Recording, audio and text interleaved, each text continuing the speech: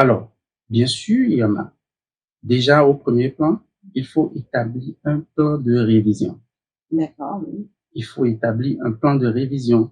Ensuite, il faut utiliser des techniques de révision efficaces. On en a parlé dans nos lives passés.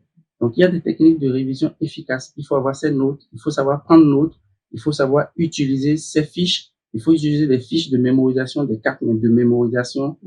Et surtout, il y a aussi des diagrammes. Utiliser des crayons de couleur ou les feutres pour marquer et avoir en fait en vue ce qui est très important, ce qui est plus important.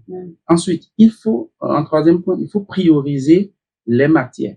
Je ne dis pas de négliger, mais il faut choisir entre commencer par les matières les plus difficiles, les plus compliquées, et finir par les moins compliquées, les moins difficiles pour soi.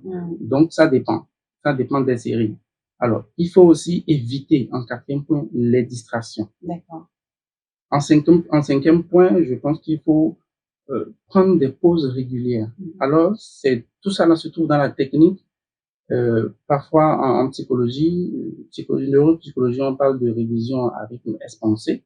C'est-à-dire que vous prenez une leçon aujourd'hui, vous l'apprenez aujourd'hui avec les bonnes techniques, mais vous revenez sur cette leçon une semaine ou 3 jours ou 6 jours plus tard. Ça dépend. Et donc, ce rythme chronologique, espacé, vous permet en fait de garder. Donc, déjà, de prime abord, il faut notifier l'oubli, c'est pas mauvais.